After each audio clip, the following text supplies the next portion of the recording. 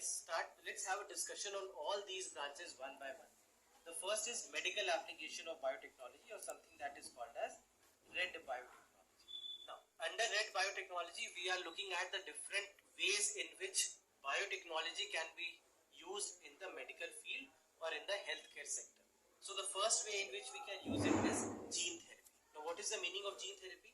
Gene therapy basically is the therapeutic delivery of nucleic acid into a patient's cell as a drug to treat a disease. So this is basically where we are making the use of genes, correct? We are making the use of genes to treat or prevent a disease. Now, how can we make the use of genes? When we talk about genes, and in the basics we have discussed about this, that when we talk about genes, genes are basic building blocks of any human or any animal or any organism for. Now let's start with sector-wise applications of biotechnology.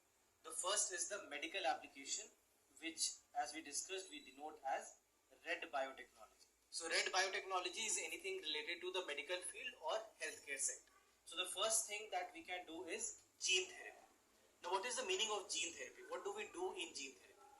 Many a times what happens is that there is a disease in your body which is due to genetic deformity or some issues with your DNA. And because of that, there are issues which are prevailing in the body. So, to treat these kind of diseases, sometimes what can be done is that we can either replace, add, or remove a DNA which is causing the problem. So, what are the three things that we can do? We can either add a new gene, we can replace a gene which is causing the problem, or we can remove a gene which is causing the problem. So in these three ways, what we can do is that we can either introduce a new gene which is a normal functioning gene, or we can take away the gene which is causing a given problem, or we can make modifications in the gene so that the gene now starts to function in a proper manner as it should. So these are the things that can be done, and as we have discussed, that genes are the basic carriers of the information in your body, any kind of information. So that's why even if it is a malfunctioning of a given organ, then that also happens because there is some kind of a problem with the genes associated with that organ. So if we can make the changes in the genes itself, then in that case we can perhaps cure the given disease. So gene therapy is the therapeutic delivery of nucleic acid into a patient's cell as a drug to treat the disease. So that's why it uses genes to treat or prevent a disease. So this is what we are doing, that either addition, replacement, or removal of a gene. Now, another way in which medical application can be seen is genetic testing.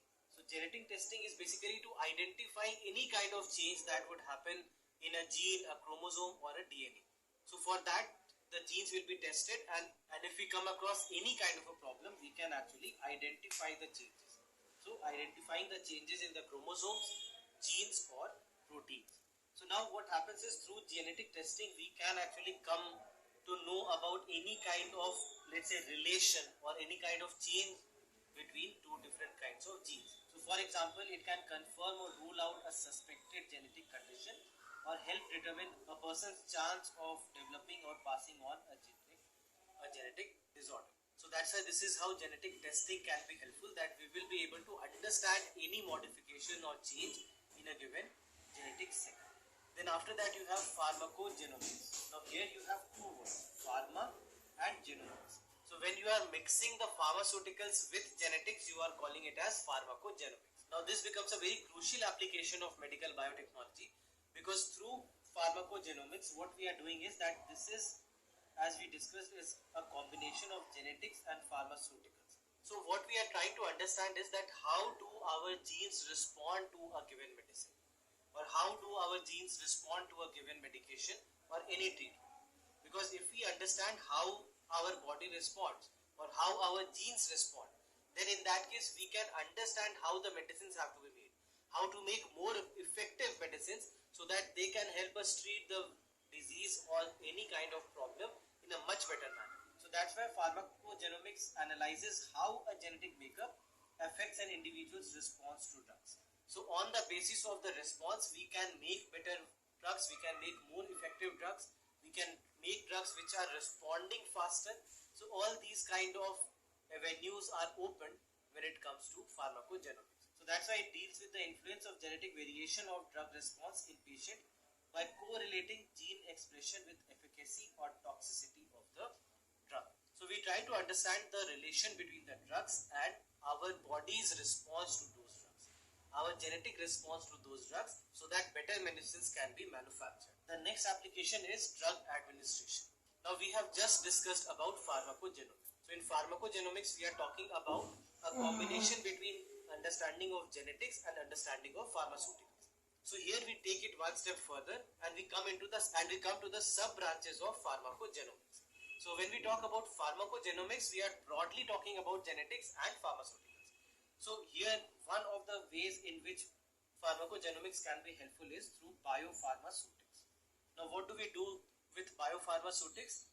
We try to understand the physical and the chemical properties of the drugs and how these physical and chemical properties of the drugs will respond to a given genetic setup. What are the ways in which these physical and chemical properties are going to be helpful as a drug in a given genetic setup? So this is what we define as biopharmaceutics, that we are trying to understand and examine the interrelationships of the physical and chemical properties of the drugs, the dosage for, the manner of drug administration, on the rate and extent of drug absorption. So that's why we are trying to establish how certain physical and chemical properties of the drugs have an effect on the genetic makeup of an individual. So that's why broadly you can say that biopharmaceutics is a sub-part of pharmacogenomics. Then another way in which drug administration has to be studied is through pharmacokinetics. Now what is the meaning of pharmacokinetics? You have two terms again here, pharma and kinetics. What is kinetics? Kinetic is something which is related to motion, or rather movement. So here we are talking about what is the rate of movement of the drug and how a certain genetic makeup will respond to a given drug. How fast will it respond to a given drug? So how fast does the drug go into the body, start responding, start acting against a disease, and how fast does it come out of the system? So when you try to understand this movement, the speed of this movement, you are talking about pharmacokinetics. So it is described as what the body does to a drug, refers to the movement of the drug into, through and out of the body, the time course from its absorption to its excretion. So this is called as pharmacokinetics. So that's why pharmacokinetics also can be seen as one of the sub branches of pharmacogenomics. Then after that, another way in which we can look at the application is virotherapy. Now again, viro comes from virus. So whenever you are making the use of virus in any form, you say that this is virotherapy. So a very simple example, when we talk about COVID-19 vaccines. So in case of COVID-19 vaccines, we know that we are making use of virus, correct? So because we are making use of virus, this also becomes a kind of virotherapy. Because we know how virus will respond and we know how we can make the use of virus as a vaccine.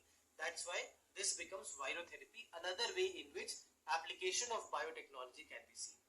So that's why understand this, that when we talk about biotechnology, biotechnology is not always about genetic engineering. We are not always talking about making certain changes in the genetic makeup of an individual or genetic makeup of an organism. If we are making the use of any living organism or any process in any living organism, we can say that this is biotechnology. So that's why virotherapy also becomes biotechnology.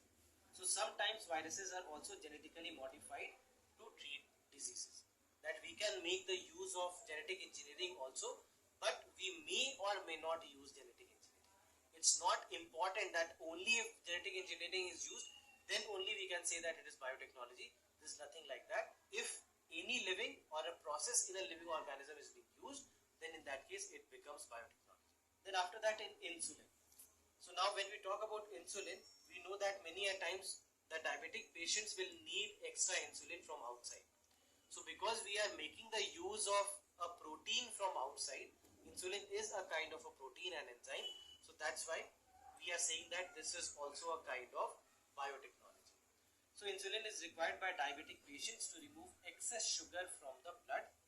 Diabetic patients have a low level of insulin or no insulin at all, which is being produced by the body.